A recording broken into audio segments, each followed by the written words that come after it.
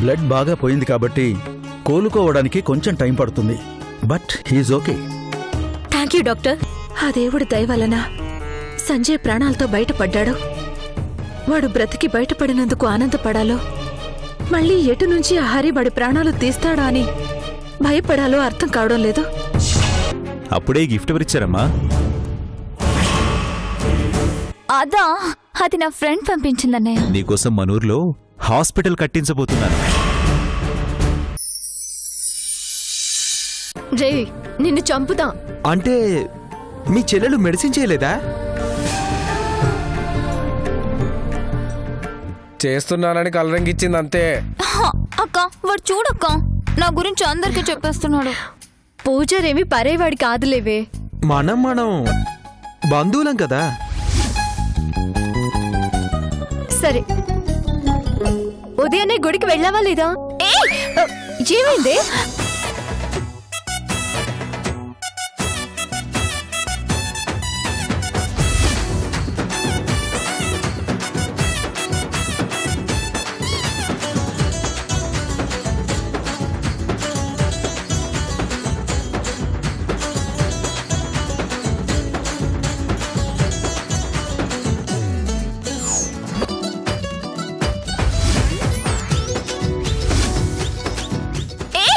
ఏమైంది? ఏంటి ఏమైంది? అబ్బే ఏం లేదు, గుడికే కదా నేను వెళ్ళొచ్చాను. అమ్మ కూడా వచ్చుంటే బాగుండేది. పాయసం తినేలేదు కదా.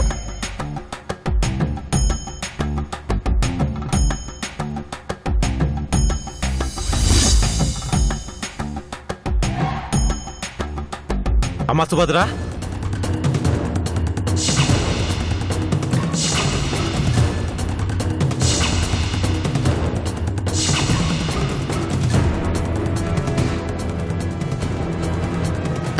ఏంటన్నయ్య? అన్నయ్య నిన్ను చైతన్యని ఒకసారి రమ్మంటున్నాడమ్మా.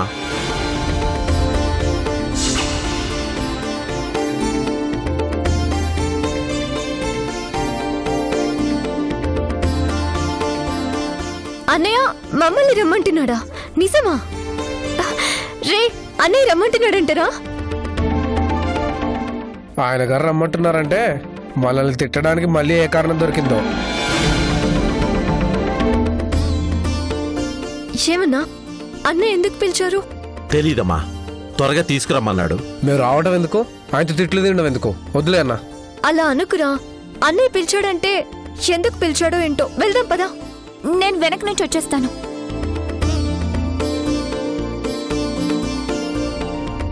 పదన్నా. పదండి.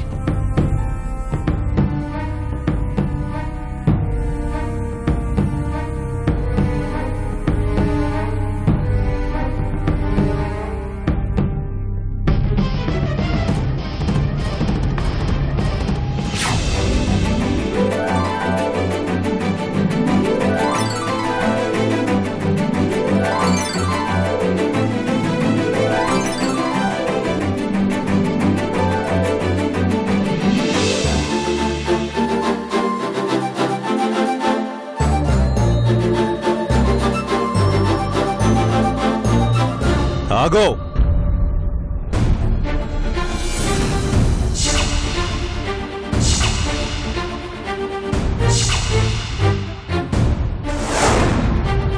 ఇంటి ముందు మీకు మాకు మధ్య ఆ గీత అలాగే ఉంది. నేనే వస్తున్నాను.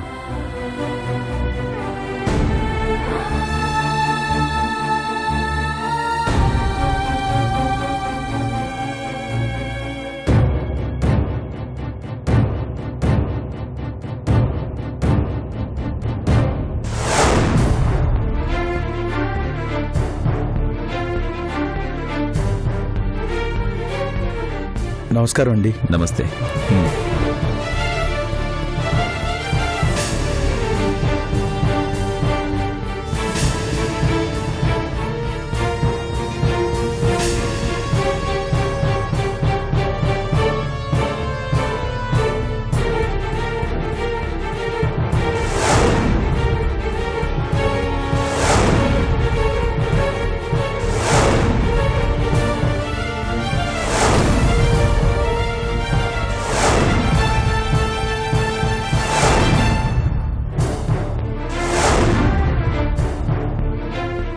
నువ్వు పిలిచావంటే చాలా ఆనందంగా వచ్చావన్నయ్య.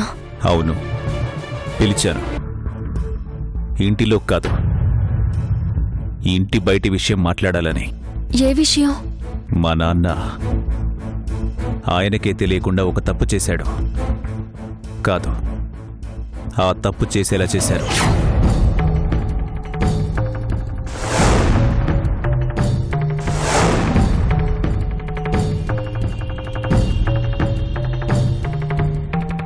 తప్పు ఆయన చేసి శిక్ష మాకు వేసి వెళ్ళాడు. అందుకే ఇష్టం లేని మనుషులతో ఇష్టం లేకపోయినా మాట్లాడాల్సి వస్తుంది.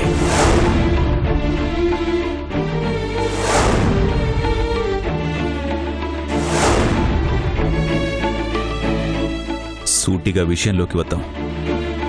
మా నాన్న ఉన్న ఆస్తిని మీకు మాకు సమానంగా పంచారు.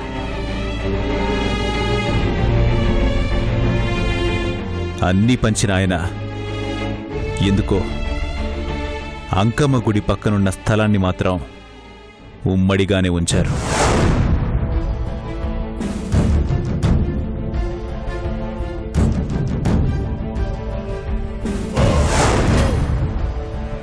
నా చెల్లెలు డాక్టర్ కోర్సు పూర్తి చేయబోతుంది కాబట్టి ఆ స్థలంలో తన పుట్టినరోజు కానుకగా హాస్పిటల్ కట్టాలనుకుంటున్నాను.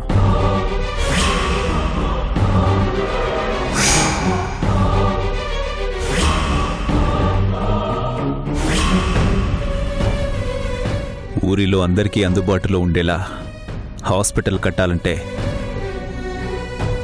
అదే మంచి స్థలం. ఆ స్థలం నాకు కావాలి. రిజిస్ట్రార్ గారిని కూడా పిలిపించాను. సంతకాలు పెట్టండి.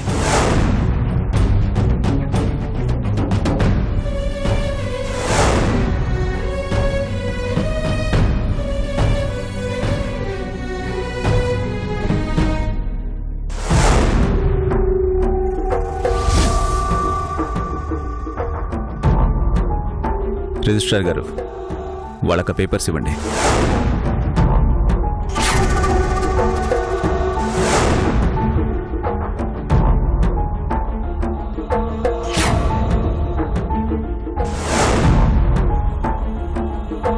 ఏంటి ఆలోచిస్తున్నారు? సంతకం పెడితే మాకేంటనా? ఎంత కావాలో చెప్పండి, అడిగినంత ఇస్తాను. అయ్యో, డబ్బుల గురించి కాదన్నయ్య. మమ్మల్ని పిలిచి మాకిది కావాలి అని నువ్వు అడగడమే మాకెక్కువ.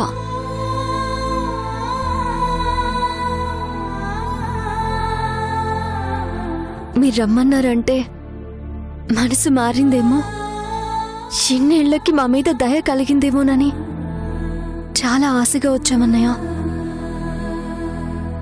ఈ ఊర్లో మేము ఉంటున్నదే కళ్ళారా నిన్ను చూసుకుంటూ ఉండొచ్చని. అభిమానం అనేది నటిస్తే రాదు, మనసులో ఉండాలి.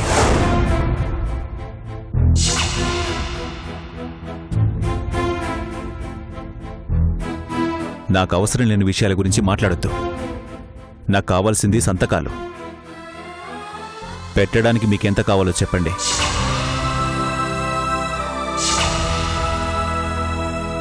డబ్బులు మాకెందుకన్నయ్య? నువ్వు మంచి పని చేస్తున్నావు, దానికి మా సంతకాలు కావాలి, అంతేగా?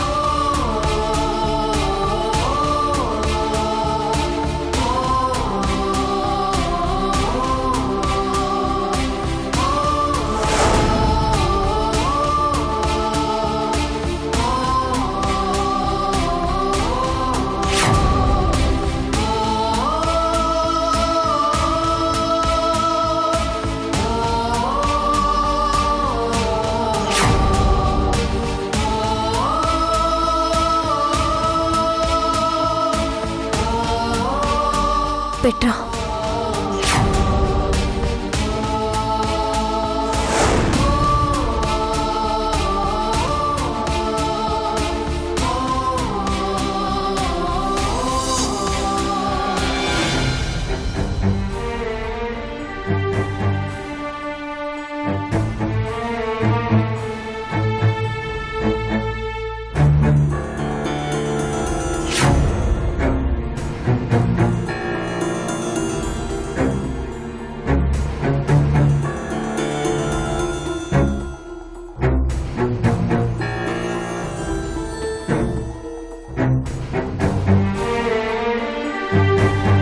ఇదిగోండి, మీరు అడిగినట్టే సంతకాలు చేశాం. మీరు అడిగితే ఈ సంతకాలే కాదు, మా ప్రాణాలైనా ఇస్తాం. ఈ రోజు కాకపోతే ఏ రోజైనా మా ప్రాణాలు పోయేలోపు మా అభిమానాన్ని అర్థం చేసుకోండి, అది చాలు.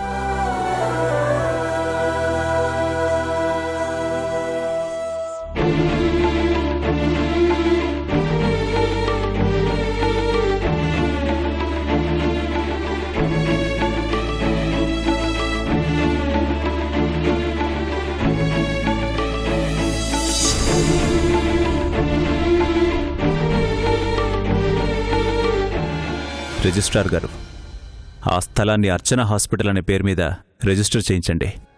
అలాగేనండి.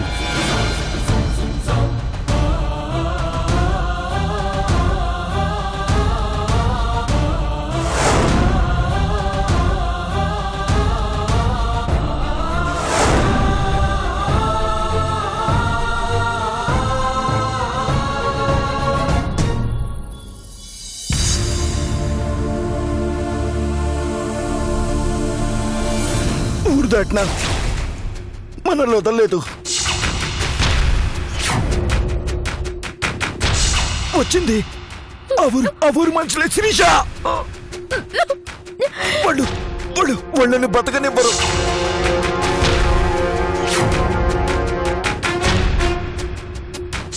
శుభవాని పెళ్లి అనుకుంటుంటే వాడి ప్రాణాలు తీయాలని ఆ హరి ఈ విధంగా వెంట పడుతుంటే ఎన్ని రోజులు ఇలా భయపడుతూ బతకాలి?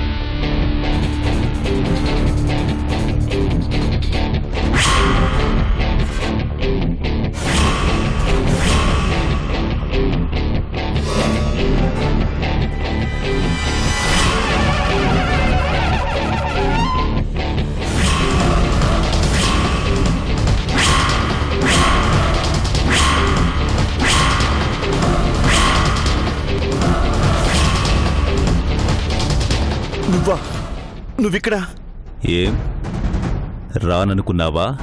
రాలేననుకున్నావా? ఎరా, నా ఊరి జనం నా ఎదురుగా నిలబడడానికే భయపడతారు. అలాంటిది నా మీద చెయ్యి వేస్తావా? నా గడ్డ మీద నన్ను కొట్టి పారిపోయి వస్తే వదిలేస్తాననుకున్నావా? నా వరకు ఎందుకని నా వాళ్ళని పంపించాను. తప్పించుకున్నావు. ఇప్పుడెలా తప్పించుకుంటావురా?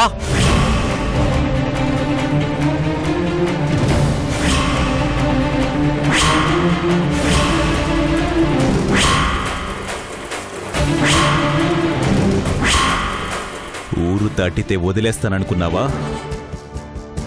నువ్వు కొట్టింది పర్వతనేని హరిడిరా. నువ్వు టచ్ చేసింది నన్ను కాదు, నా అహాన్ని.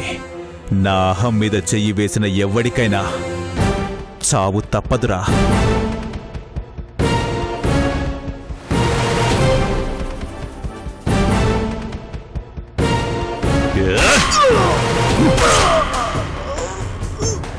సంజయ్ సంజయ్ సంజయ్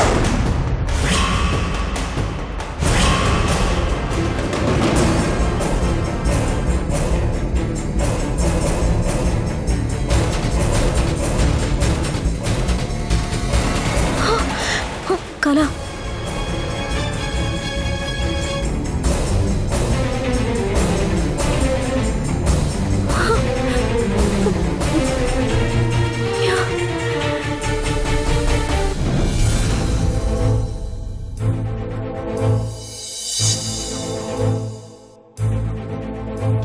హరికృష్ణ గారు కూడా వచ్చేస్తున్నారంటే ఇంక మనల్ని ఎవరూ రక్షించలేరు.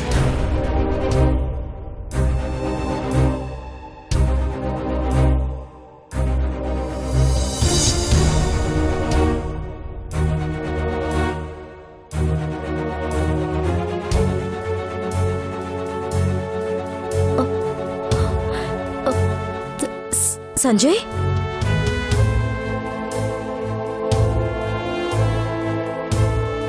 ఏమైంది శిరీష? ఆ ఊరి జ్ఞాపకాలు, ఆ ఊరి జనం ఇంకా నన్ను భయపెడుతూనే ఉన్నారు. ఆ హరికృష్ణ పగకి నిన్నెక్కడ బలిస్తాడో అన్న భయం నిద్రలో కూడా నన్ను భయపెడుతుంది.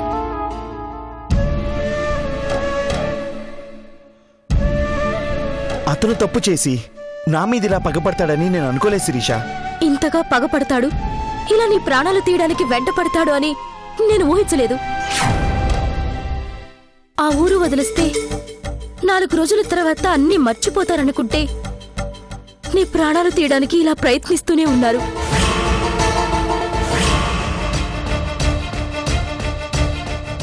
లాభం లేదు. ఇలా క్షణక్షణం భయపడుతూ ఎన్ని రోజులు బ్రతుకుతావు? మనం ఏం చేయగలం శిరీష? వాళ్ళ మూర్ఖత్వానికి మనం బలికాక తప్పేలా లేదు. లేదు, అలా జరగనివ్వను. మళ్ళీ నీకిలాంటి పరిస్థితి రానివ్వను. అంటే ఏం చేస్తావు? ఆ హరికృష్ణ దగ్గరికి వెళ్లి మాట్లాడతాను. మన జోలికి రావద్దని ప్రాధేయపడతాను. మా బ్రతుకు మమ్మల్ని బ్రతకనివ్వమని వేడుకుంటాను. వద్దు శిరీష, వాళ్ళు నీ మాట వినరు. నువ్వు వెళ్ళావంటే నీకేమైనా ప్రమాదం తలపెట్టాలని చూస్తారు. అలా అని భయపడుతూ ఎంతకాలం? అందుకే ఆ భయానికే ఎదురు వెళ్తాను. ఆ హరికృష్ణతోనే మాట్లాడతాను.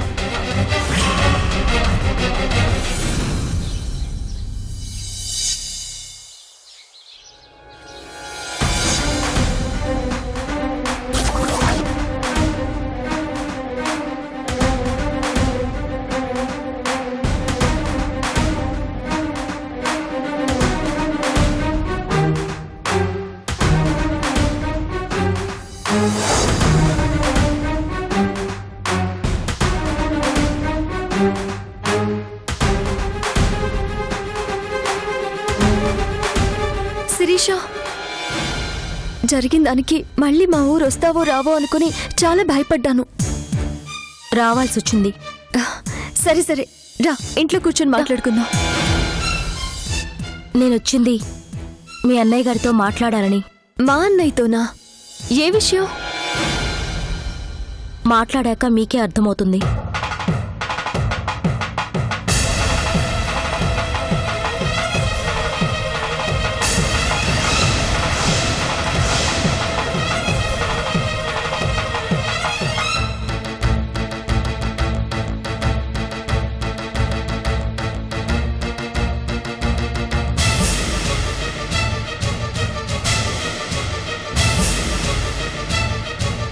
ఆ ఇంటి మనుషులకి ఈ ఇంటితో సంబంధం లేదని చెప్తే అర్థం కావడం లేదా?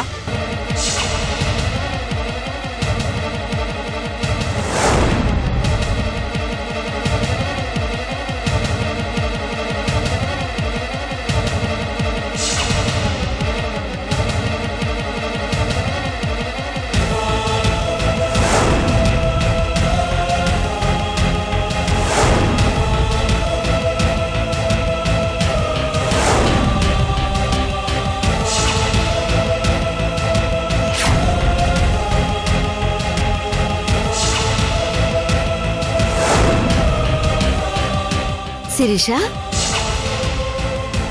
అక్కడే ఆగిపోయావంటమ్మా, లోపలికి రా. ఆ ఇంటి మనుషులు ఈ ఇంట్లోకొస్తే మీ అబ్బాయి గారికి నచ్చదు కదా.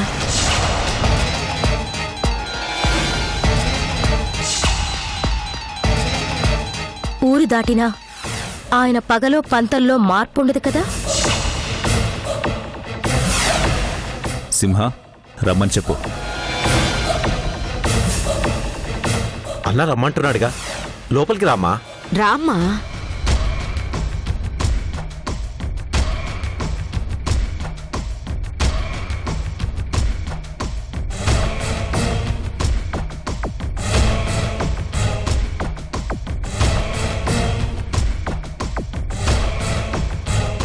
మమ్మల్ని క్షమించండి.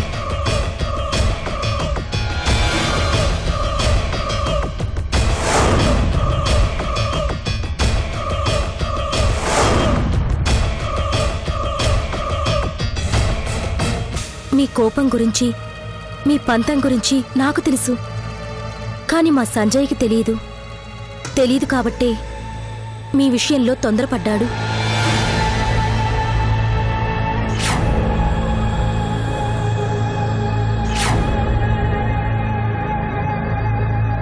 ఎంతో కాలంగా దూరమైన నేను దగ్గర కాబోతున్నాను అన్న ఆనందంలో వచ్చిన సంజయ్కి చేతులు కాలిపోయి నేనలా కనిపించేసరికి తట్టుకోలేక దానికి కారణం మీరని తెలిసి ముందు వెనక ఆలోచించకుండా మీ మీదకొచ్చారు.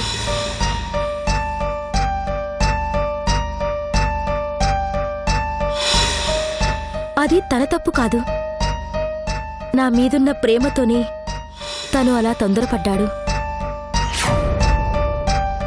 ఇప్పుడు ఇదంతా నాకెందుకు చెప్తున్నావు? జరిగిన తప్పుకి కారణం ఎవరనేది మీకు తెలియాలి కదా. కారణం తెలుసుకుని నేను చేసేదేముందే? జరిగిందేదో జరిగిపోయిందిగా.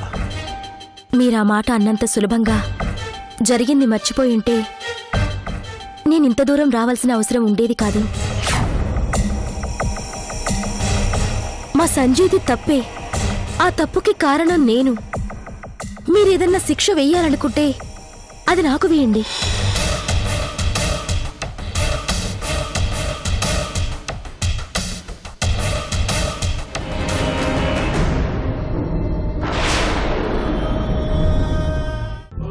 మీ అన్నయ్య పెట్టే కష్టాన్ని కూడా ప్రేమించడం అలవాటైన మీకు నా బాధ భయం అర్థం కాదు.